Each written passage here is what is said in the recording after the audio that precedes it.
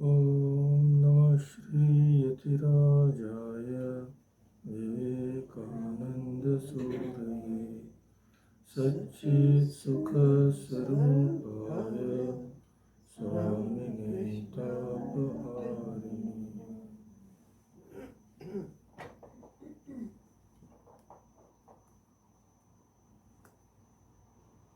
So we are going to continue our study of Swami Vivekananda's Karma Yoga. Today is the third discussion. So we will have a little recapitulation and I'll just share the points, the image.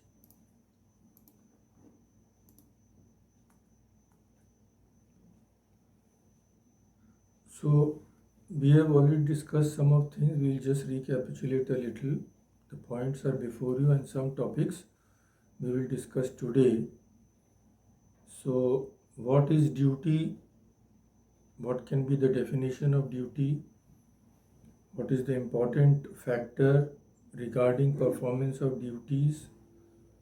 Why should we do our duty sincerely? What is the final aim of devotion to duty? How should we perform our duty so that it becomes a proper means of attaining freedom? And what is our only true duty?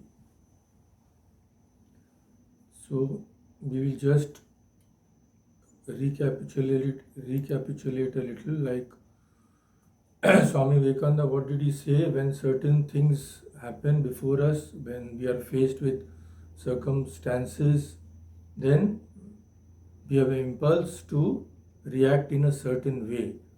We begin to think about the situation, then we decide what to do, what not to do. So the ordinary idea of duty is that when we follow our conscience, when our conscience tells us it is good, then we do that. Otherwise, we don't do that. That is the general, we can say the general view of duty.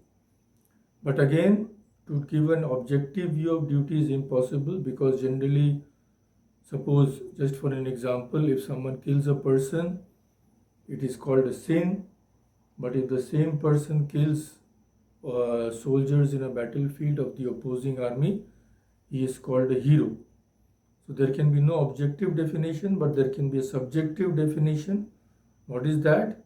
Any action that makes us go Godward is a good action and it is our duty. Any action which makes us go downwards is evil. That is not our duty. And last time we had seen that no man is to be judged by the nature of his duties, but all should be judged by the manner and spirit in which they perform. So no duty, no work is low. What counts is the manner of doing one's duty.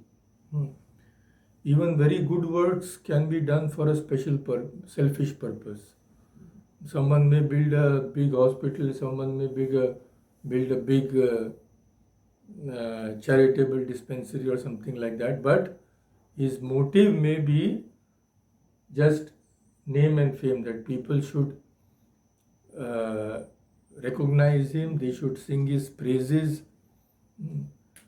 If you just study history and some other events of the world, then you will see that many criminals also, on one side, they used to do some good works, but on the other side, they used to engage in criminal activities. So all those good works, they are big works, but they are nothing. They cannot be called good in the real sense, they cannot be called duty, because behind them is a selfish purpose. So what matters is our attitude behind the work. And why should we do our duty sincerely? To quote Swami Vivekananda, he says, by doing well the duty which is nearest to us, the duty which is in our hands now, we make ourselves stronger. How do we make ourselves strong? By doing our duty. Whenever we act against our selfish interest, we make ourselves strong. That is a simple thing. Because our nature is to be selfish, to do what is good for us, to not care for others. General people, I am telling. For saints, it is different. But for general people, that is the first impulse. So whenever we deny ourselves anything, then we make ourselves stronger. So duty is a strengthening factor. Why? Because duty demands that we deny ourselves and do something for others. That is how doing our duty slowly makes us gain strength. So this we have seen last time. These we have seen in detail. Just a short recapitulation we did. Now today we will see what is the link between duty and freedom.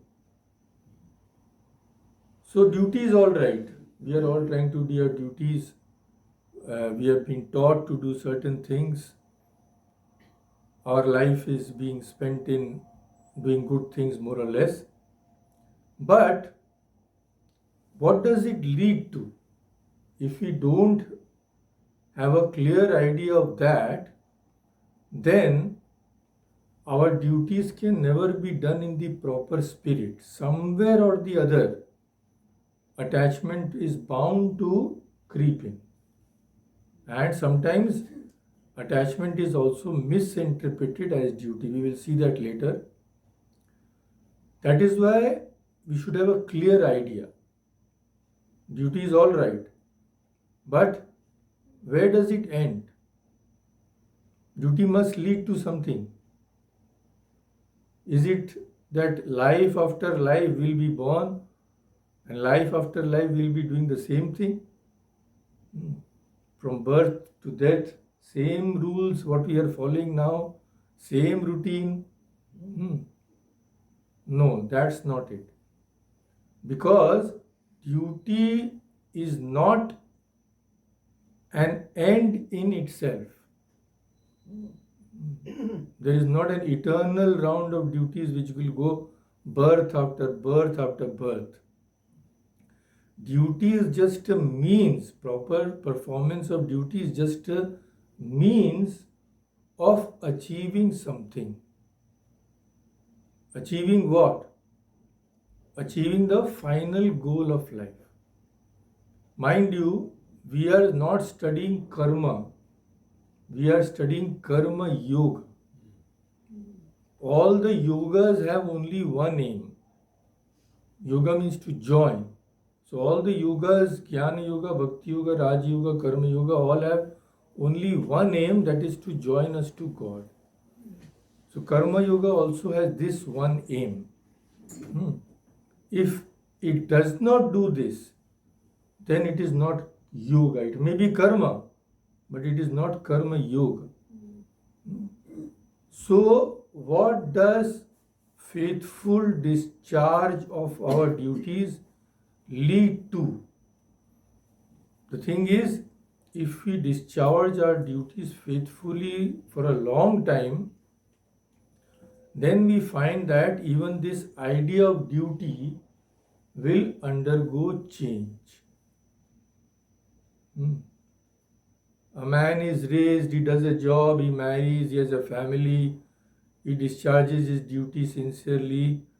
But if he is really discharging his duties unselfishly, he will find that this idea of duty changes.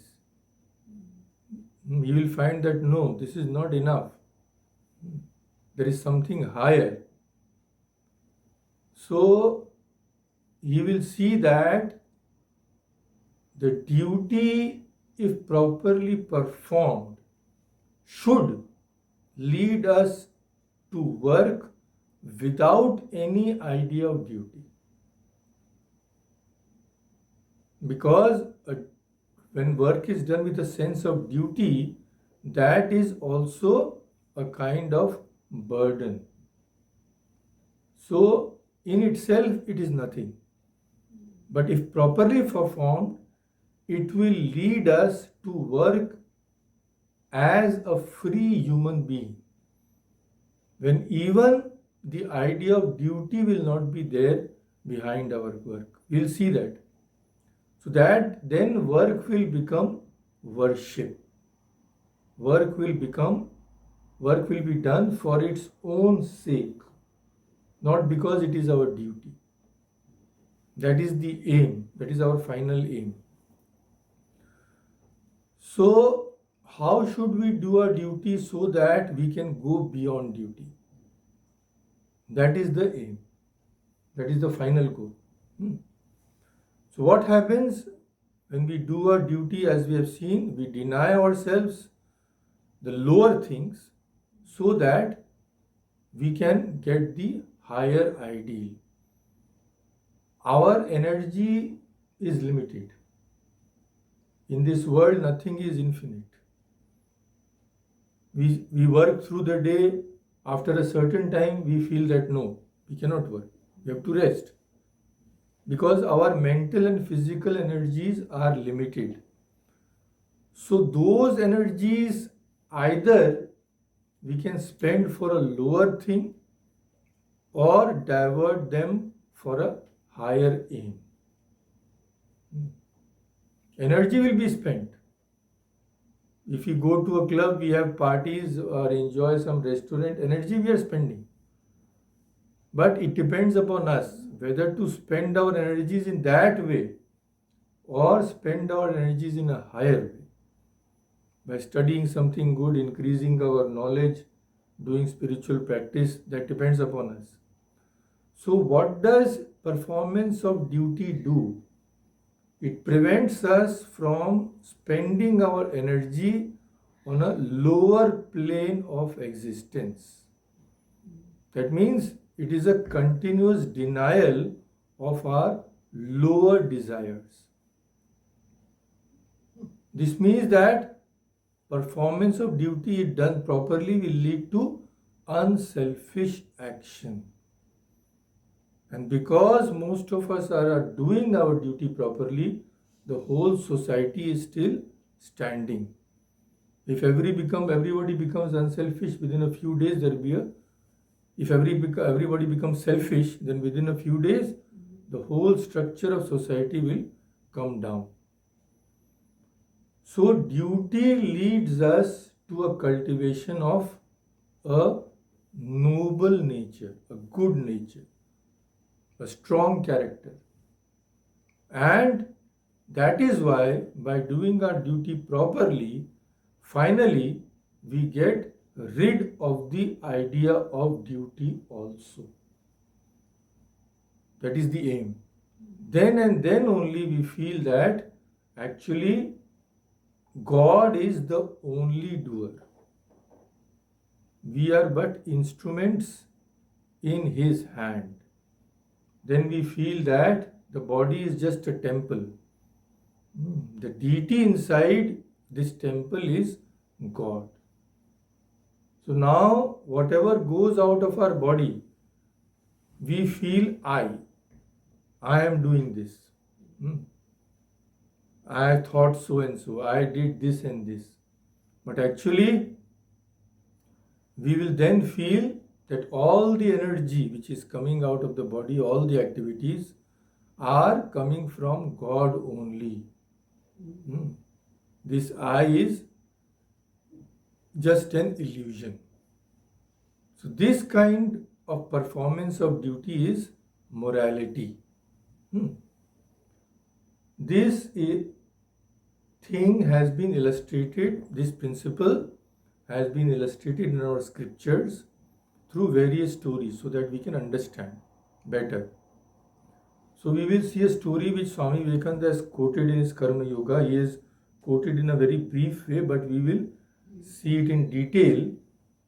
This story illustrates that no work is superior or inferior.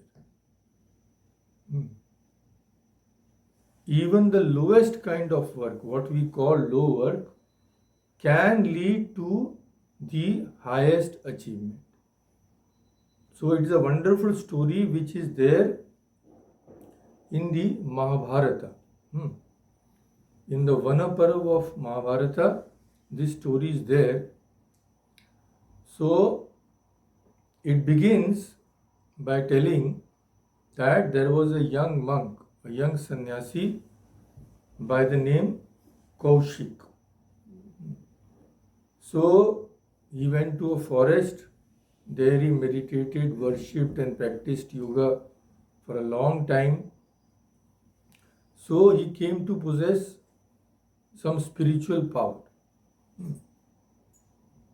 Kaschid द्विजाति प्रवरो वेदाध्यायी तपोधन तपस्वी धर्मशीलश्च कौशिको नाम Bharat. So he was a tapodhana, means his wealth was austerities. Vedadhyayi, he used to study the scriptures. Dharmashila, he was a very devoted religious person. So what happened? After years of hard work, he developed some powers. So one day what happened is he was sitting under a tree. He was reading some scripture. On the top of the tree a bird was sitting, a crane. So the bird did what birds do, and the droppings fell on Kaushik. So Kaushik was extremely angry. He thought, who dares do this when I am sitting below? And he looked up angrily at the bird. Brisham krodha vibhutena balaka sa nirikshita. Nirikshita means he saw the crane, balaka. Krodha abhibhutena, he became filled with anger. Then what happened? He had developed such power, a flash of fire came out of his eyes and burnt the bird. The bird was burnt. So when the bird was dead, it fell down. Kaushik was very sorry. Karunyad abhisantaptam paryashochata tam dvija. Karunya, karuna. He was filled with pity. And paryashochata means he began to lament. That why did I do this? Akaryam kritavan asmi rosha raga balat krita. Akaryam, that we should not do. Kritavan, I have done that. Why? Rosha raga. Rosha means anger. So, guided by anger, I have done this deed I should not have done. But maybe he was a little glad also at the back of his mind that he had developed such power that he could burn a bird with his look. Why? Because this is proved later. So what happened? After a time he went to a town to beg. Monks beg their food from door to door. So he went to a householder's door. He stood at the door and called out that Bhiksham Dehi, please give me alms. So a lady's voice came from outside. Wait a little, I am coming. So he kept on waiting, but some time elapsed, the lady did not come. So now Kaushik's anger began to grow. Brahmanam krodha santaptam jwalantam iva tejasa. So he began to burn with anger. So this incident may have been in his mind that I had burned that crane. So I am a very great person. So how dare am I kept waiting? So he was already beginning to get angry. But the lady finally came and opened the door and to give him his bhiksha. So he told her in anger, why have you delayed? You could have just told that you cannot give, I would have gone to some other house. So he became angry in this way. At this, the lady said calmly, दृष्ट्वा Sadhvi मनुष्येंद्र Shantapurvam vacho bravit. Abravit means she said. Drishtva. Drishtva who? Manushyendra, that noble person. After all, Kaushik was a good person. Sadhvi. Sadhvi means that lady. So the sadhu and sadhvi. Sadhu is male, sadhvi is female. So the very fact that she is addressed as sadhvi shows us that she was a highly spiritual lady. So she, seeing Kaushik's anger, the lady said calmly, Naham balaka viprashe tyaja krodham tapodhana. Tapodhana, O monk, I know you are a very austere person, but Naham balaka, I am not a crane, that I will be burnt by your look. That is why Tyaja krodham, give up your anger. So, anaya kruddhaya drishtya kruddha kim mam karishyasi. So, how can you harm me? By being angry? You cannot do anything to me. So, don't think that I am insulting you. Navajana meham vipran devaistulyan manasvina. I know that Vipra, Brahmanas, who are Manasvina, they were like gods. So how can I think of insulting you? So Kaushik was astonished. How did this lady know what happened to me? So the lady explained, just now when you had come, just now my husband had come from work. He was tired and hungry. So my first duty is towards him. So I gave him food, I washed his feet, and while doing that, I forgot that you were waiting for me.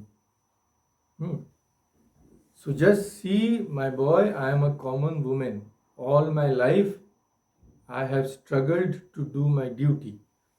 When I was unmarried, I did my duty to parents. Now that I am married, I do my duties to my husband. That is all the yoga I practice. But by doing this kind of duty without attachment, I have become illumined. I have gained spiritual knowledge. That is why I could read your thoughts and know about what you have done to that crane in the forest. So I will just tell you something. Krodha Shatru Sharirastho Manushyanam Dvijottama. Hey Dvijottama, best among twice born. Sharirastho Manushyanam. In the body of the human beings, there is a great enemy, Shatru. What is that? Krodha. So don't give yourself to anger. This is the thing you see about these Puranas, Mahabharata, that they give these wonderful gems through stories, so that it is interesting also and it is much easier to grasp also. Then she told him, you introduce yourself as a Brahmin, you are a Brahmin. So let me tell you the qualities of a Brahmin. What are the qualities? Yah krodha moha tyajati tam deva brahmanam vidu. The gods call him a Brahmin who has given up tyajati krodha moha. He was given up attachment and anger. Yo vadet iha satyani gurum santoshayeta cha hinsitascha na hinseta tam deva brahmanam vidu.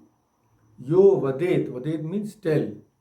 Iha, in this world, vadet what? Satyani, who always tells the truth. Satya is truth. And gurum santoshayetacha.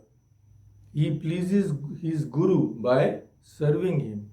And hinsitascha hinseta, although some harm has been done against him, hinsa, but he does not return that.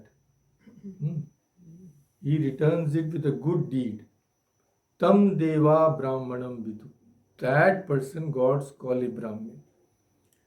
जितेंद्रियो धर्मपर स्वाध्याय निरत शुचि काम क्रोधो वशो यस्य तम देवा brahmanam vidu. He is jitendriya, his senses are under his control. Dharmapara, he is devoted to religion. Swadhyaya nirata, he is always engaged in Swadhyaya, reading the scriptures. Shuchi, he is always pure. And his desires and anger are under his control. Kam, Krodha, Vasho. Yasya tam deva brahmanam vidu. Yasya chatma samo loko dharmagyasya manasvinah sarva dharmeshu charata tam deva brahmanam vidu. Atma samo loka. Loka means world, all the living beings. He views as Atma sama, like myself. He knows that the way I feel pain, others feel pain. The way I feel happiness, the others feel happiness. So he tries to make the others happy and does not cause pain to others. Dharmagyasya manasvina. He is a knower of dharma. He is a manasvi. Manasvi means he is always doing manana, that is introspection. Sarva dharmeshu rata. He knows that all the religions, all the dharmas are true. Tam deva brahmanam vidu. Yo adhyapayet adhiyita yajeta va yajayita va. So adhyapayet means teaching. And adhiyita, one who reads, one who studies and teaches. Yajet va yajayita. So he himself performs sacrifices and helps others perform sacrifices also. Dadyat vapi yatha shakti. Dadyat means he gives. Yatha shakti, as much as he can. He is not selfish, he keeps hoarding things for himself. So, dadyat vapi yatha shakti tam deva brahmanam vidu. So, these people, the gods, call Brahmana. So, this she teaches Kaushika. Now, she gives him some further advice about dharma and about what he should do now. What is the greatest dharma? Now she will tell. What?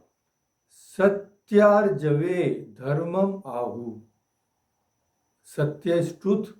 Arjava is simplicity, non-crookedness. Dharma ahu. Ahu means is spoken of as dharma. Satyarjave dharmam ahu paramam.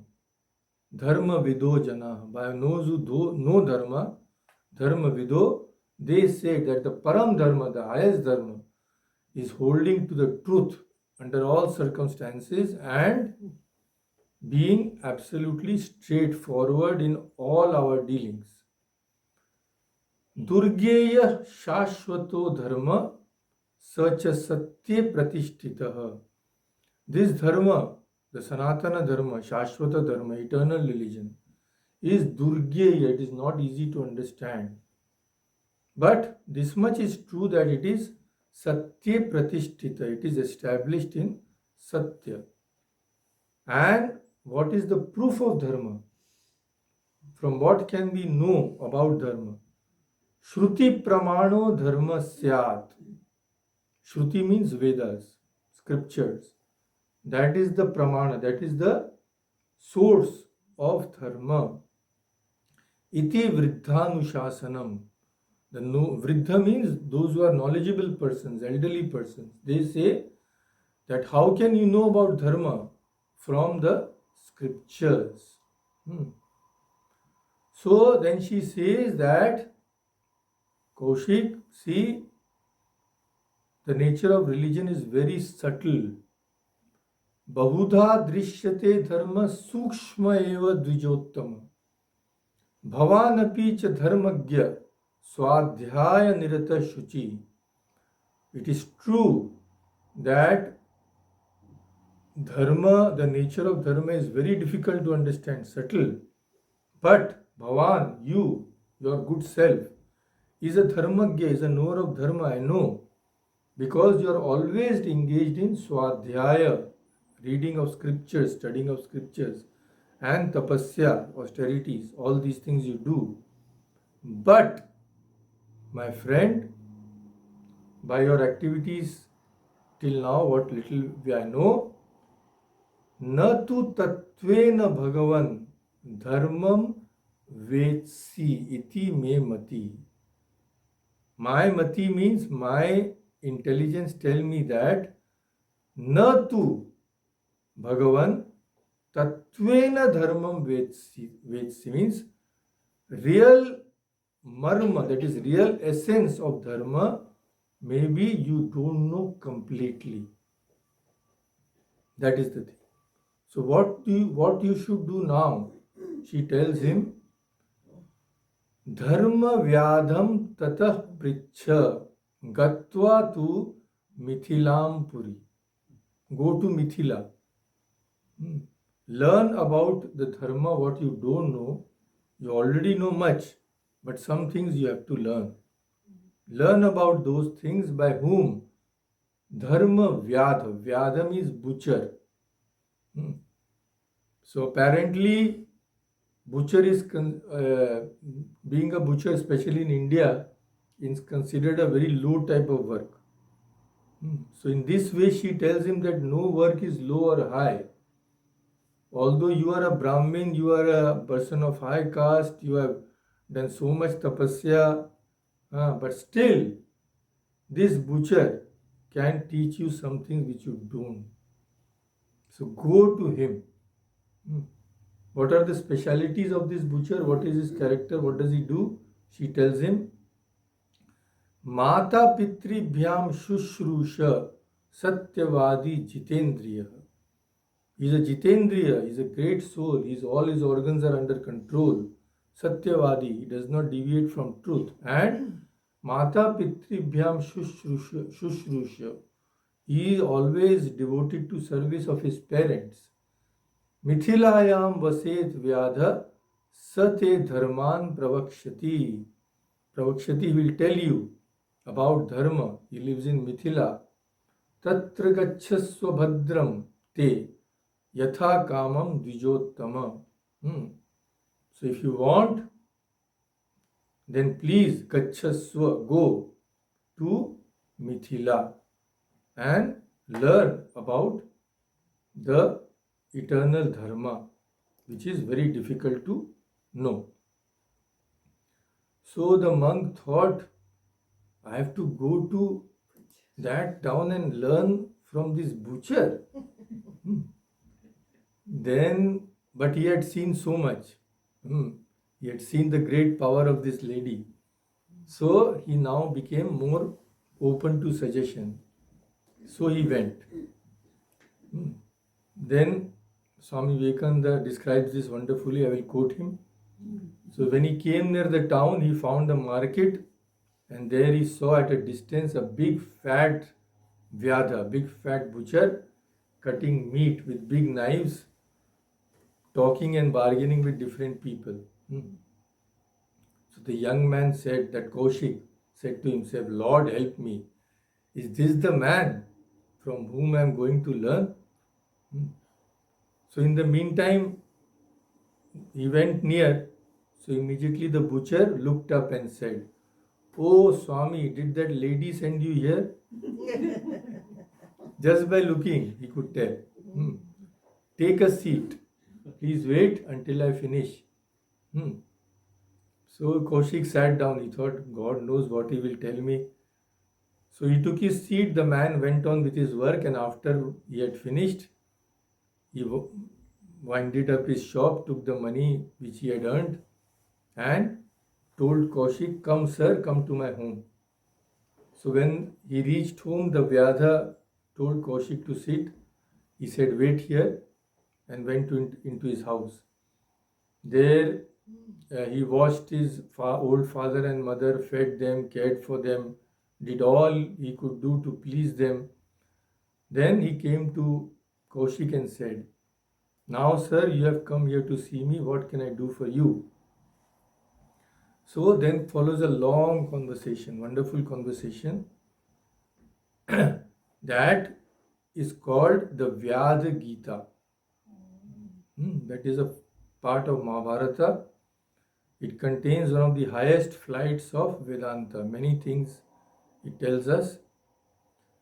So when the butcher had finished his teaching, Kaushik felt astonished. He said, "Why are you in this body, butcher's body?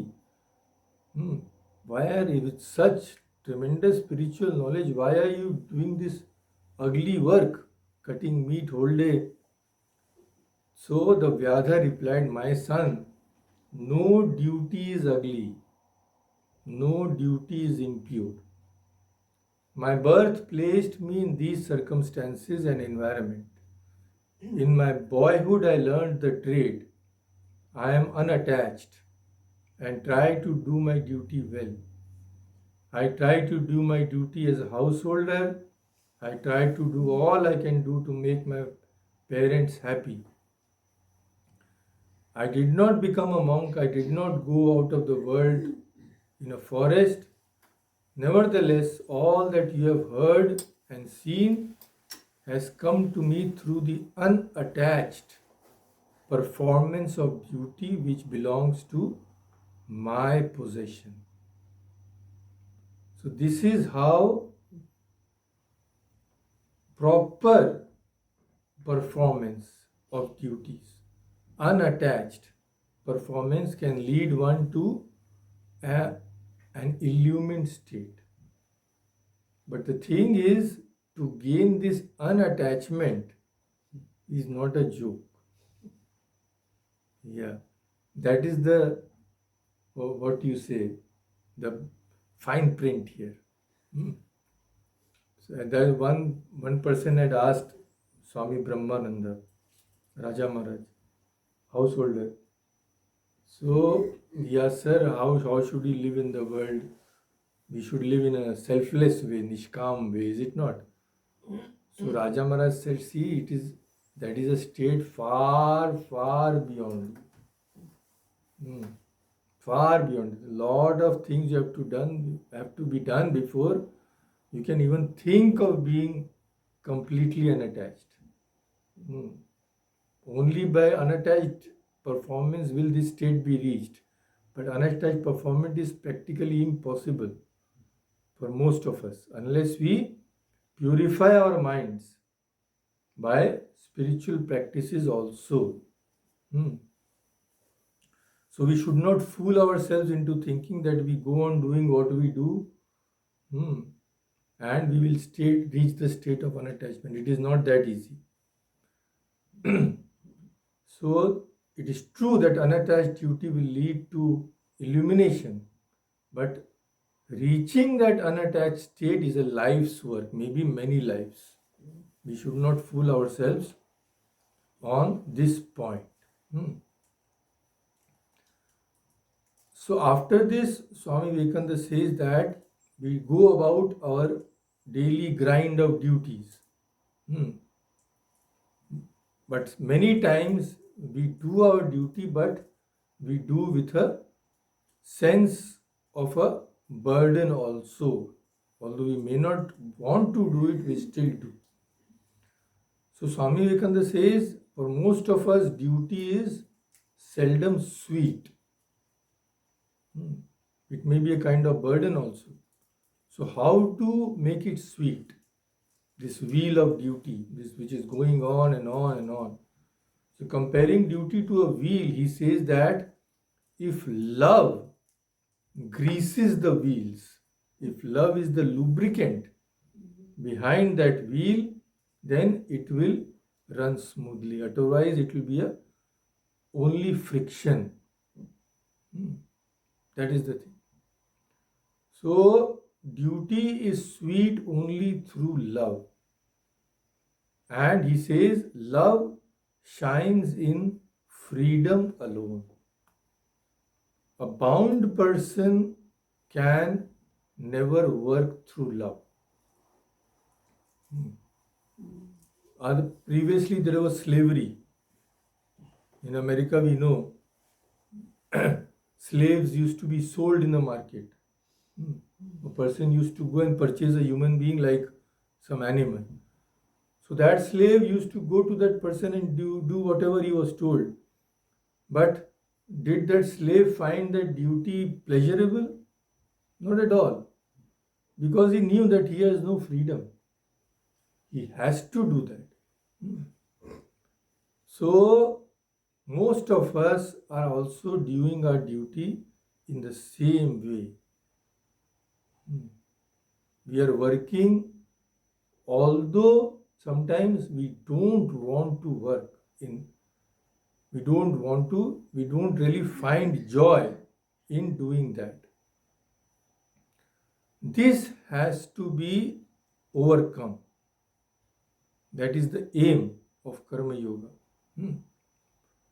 So he says now, it is not freedom to be a slave to the senses, to anger, to jealousy, and 100 other petty things which occur every day in human life.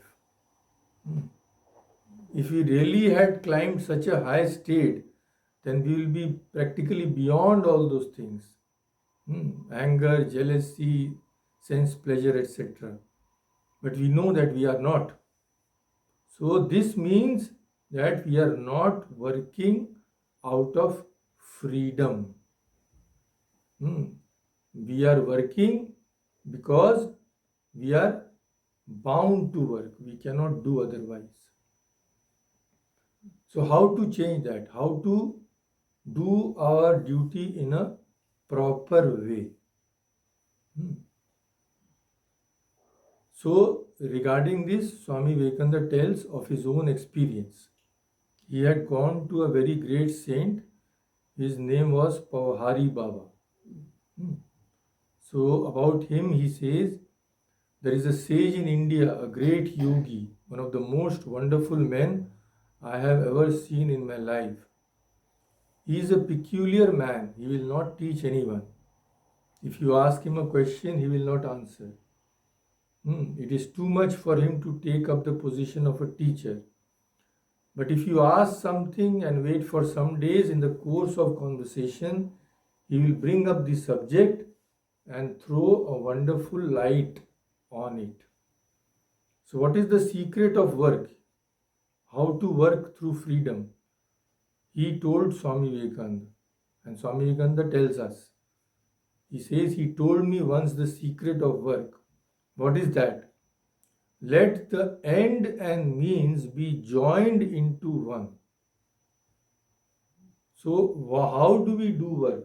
When we do, whatever we do, we are always thinking of what will happen afterwards. Whenever we are cooking, we think we will eat afterwards.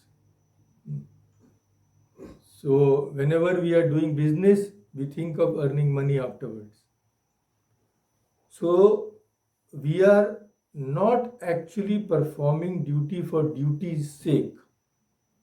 Our mind is always on the result, even when we are doing work.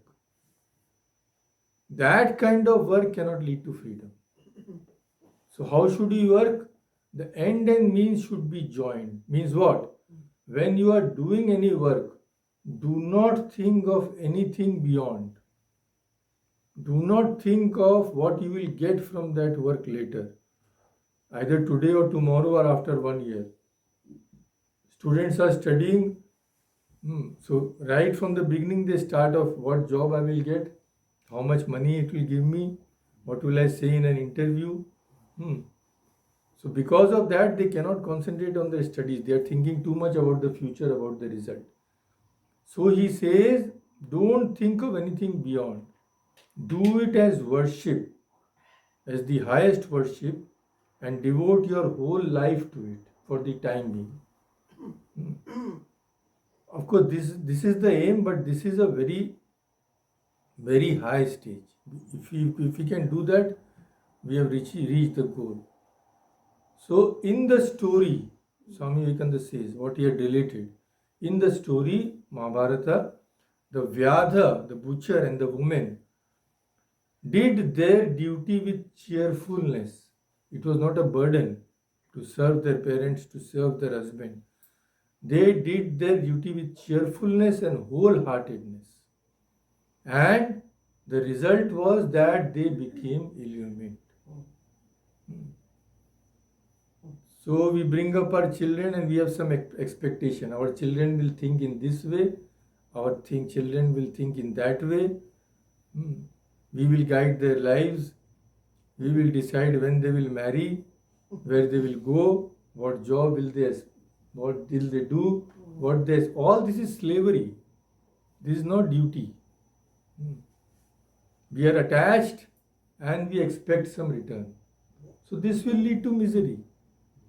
It cannot lead to happiness.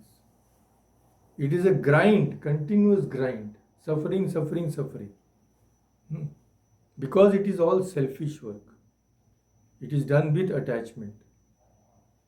This has to go by doing duty as worship.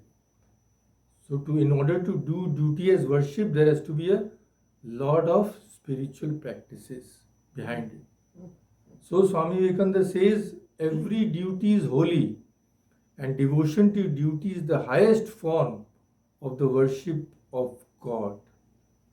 And it is a source of great help in enlightening those who are ignorant like us. This much is clear. This we have dealt in great detail. Now, the next step.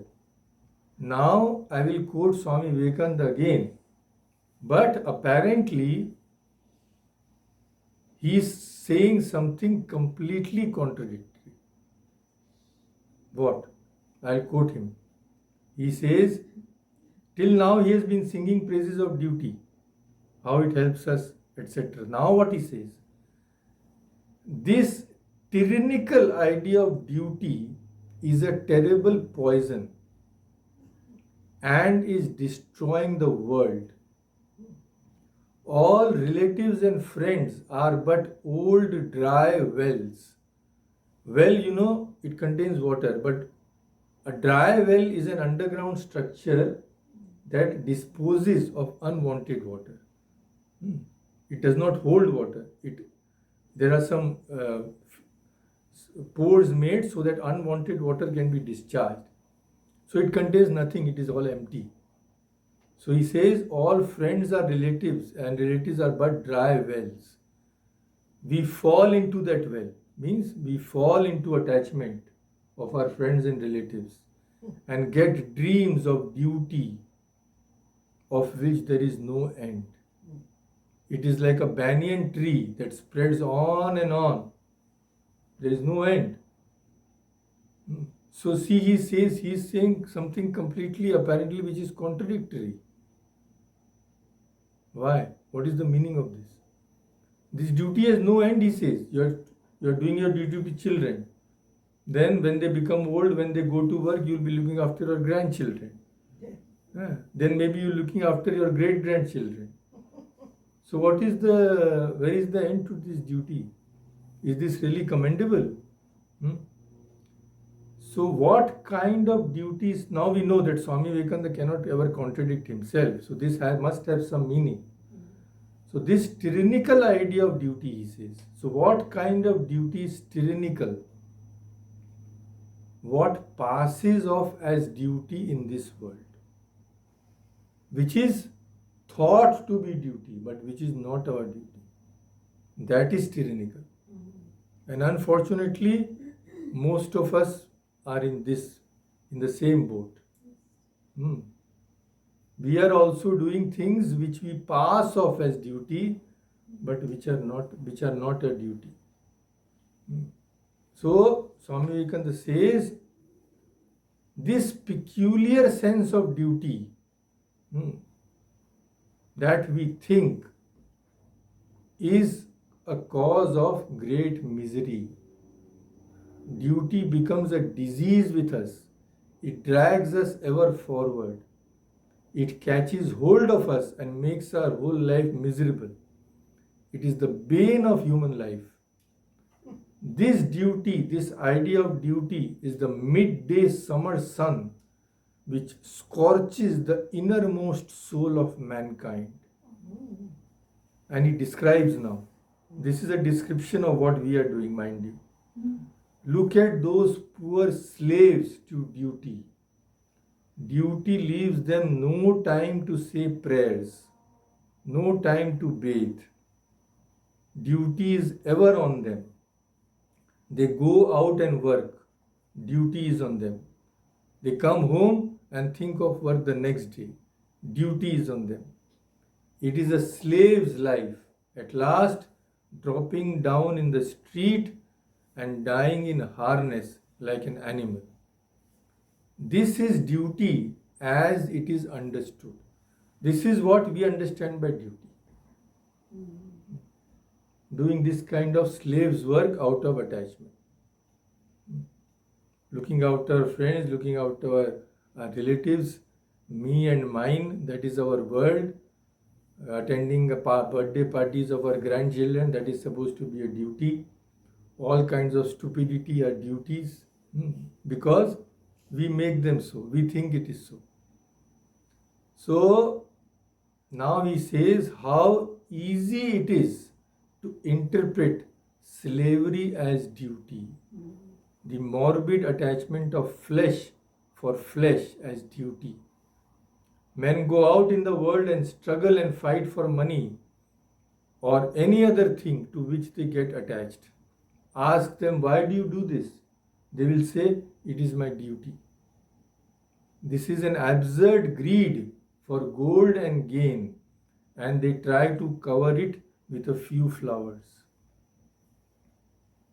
So what is this kind of duty? He says, this is really the impulsion of the flesh, of our attachment.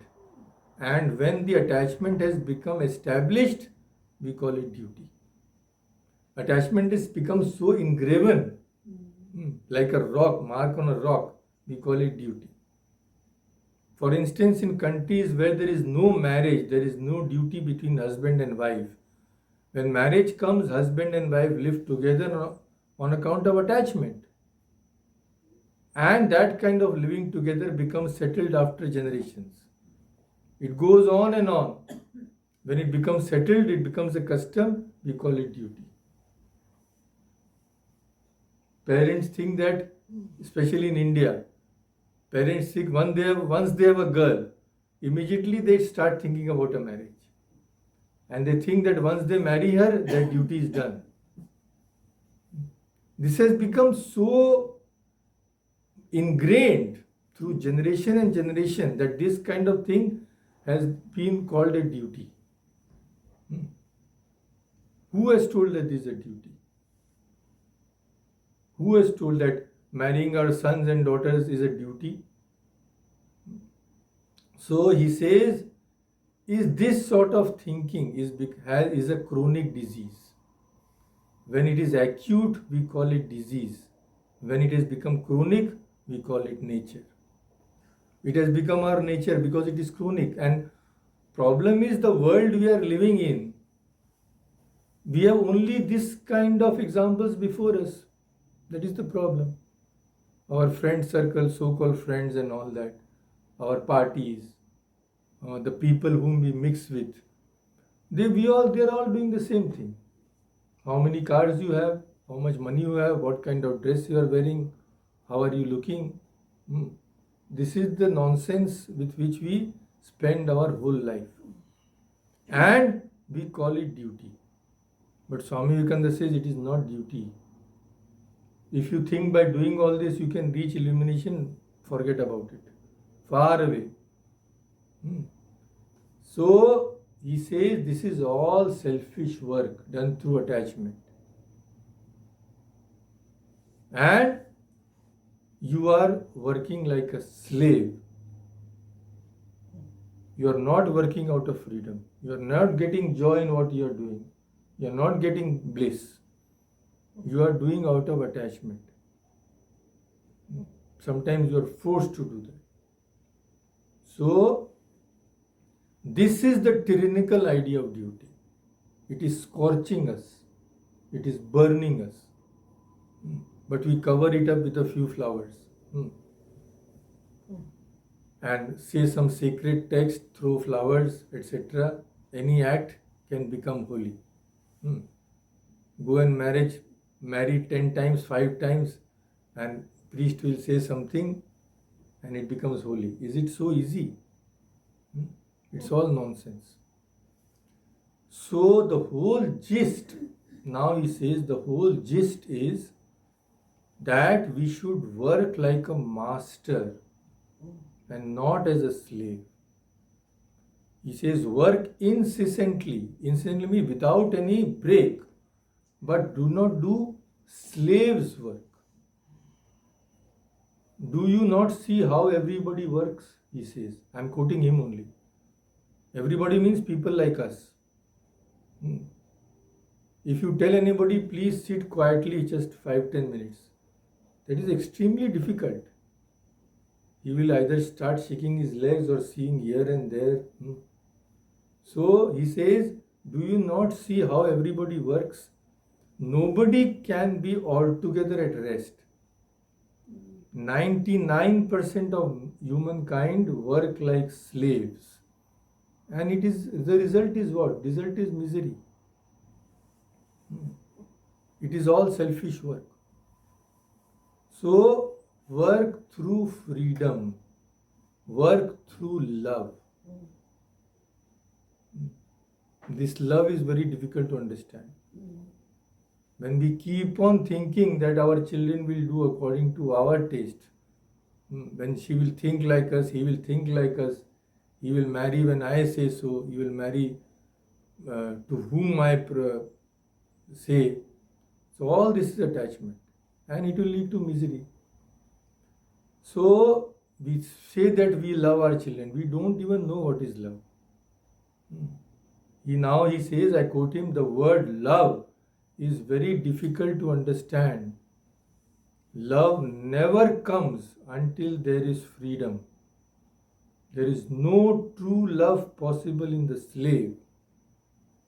If you buy a slave and tie him down in chains and make him work for you, he will work like a drudge, but there will be no love in him. So when we work for the things of the world, for money, power, name, fame, attachment, friends, relatives, it is not true work. There is no love in us. This is true of work done for I and mine. From I comes mine. So if we feel attachment for somebody just because there is a blood relation, then we should know that it is all selfishness.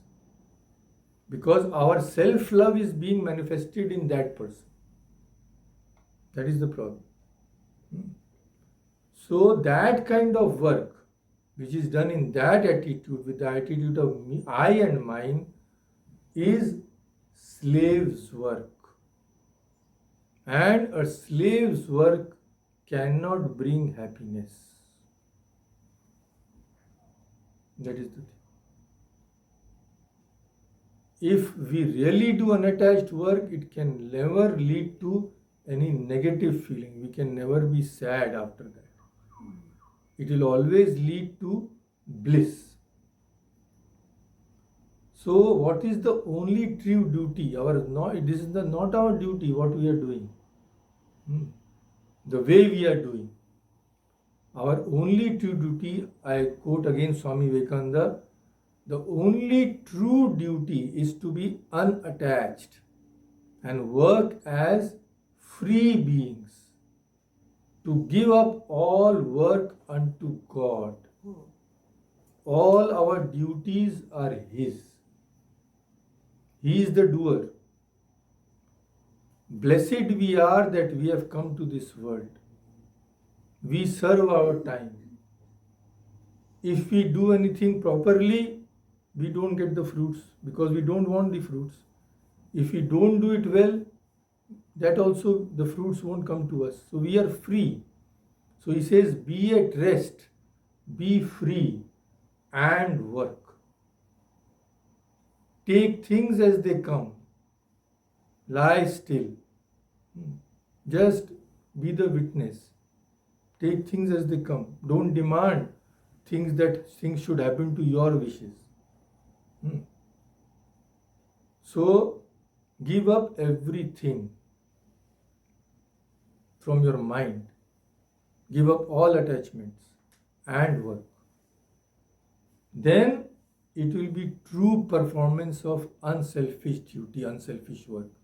And that kind of work will lead to freedom. That is the thing. So this kind of state is extremely difficult to achieve.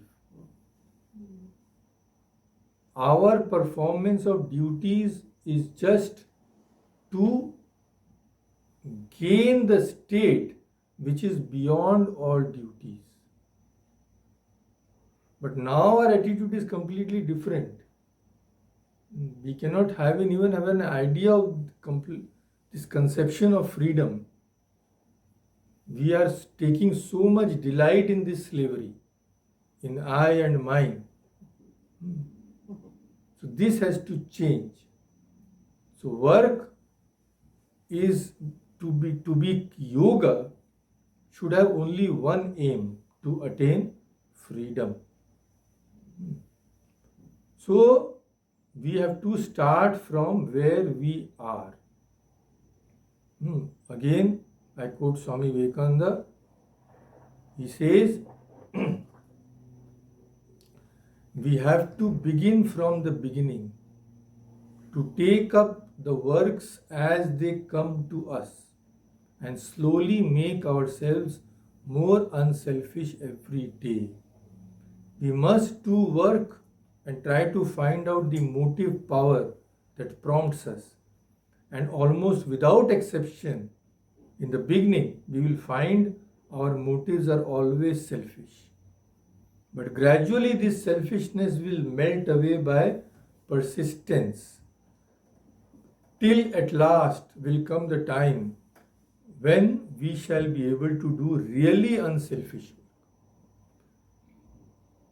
We may all hope that some day or other, as we struggle through the paths of life, there will come a time when we shall become completely, perfectly unselfish.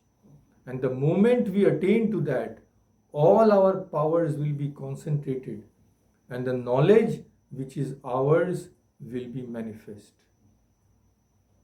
We will become illumined. This is the thing.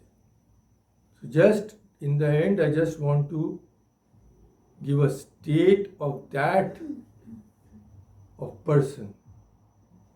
How does he think? How he views the world. It is such a wonderful insight. And luckily for us, Swami Vivekananda, sometimes in his letters, he has described his innermost feeling, what state he is dwelling in. So I will quote from two of his writings. He says, first, truth is my God, the universe my country. I do not believe in duty. Duty is the curse of the sansari, those who are attached to the world, not for the sannyasi, not for the monk. Duty is humbug. I am free, my bonds are cut. What care I where this body goes or does not go? That is his state, just imagine. Then another one. Every day I feel I have no duty to do. I am always in eternal rest and peace. It is God that works. We are only His instruments. Blessed be His name. Once more, even here, I feel what sometimes I felt in India. What did he feel in that supreme state? From me, all differences have fallen, all right or wrong, all delusion and ignorance have vanished. I am walking in the path beyond the qualities. Hmm. There is a very famous saying, Nistraigunya vicharatam ko vidhi ko nisheda. What is duty? What is right and wrong? For one who walks this path beyond all the gunas. Then he says, what law I obey, what disobey. From my height, from that height, the universe looks like a mud puddle. It is so insignificant. Hari Om Tat Sat. God exists, nothing else does. I am in thee and thou in me. Be thou, Lord, my eternal refuge. Shanti, Shanti, Shanti. This is what he says. When we study his works, we will find some other also wonderful glimpses in his, because only these people can really convey that experience, those who are established in that realization. So this is the goal which we should have in mind when we are doing karma. Then karma will slowly become karma yoga. That is the thing. So let us stop here. Om Shanti Shanti Shanti.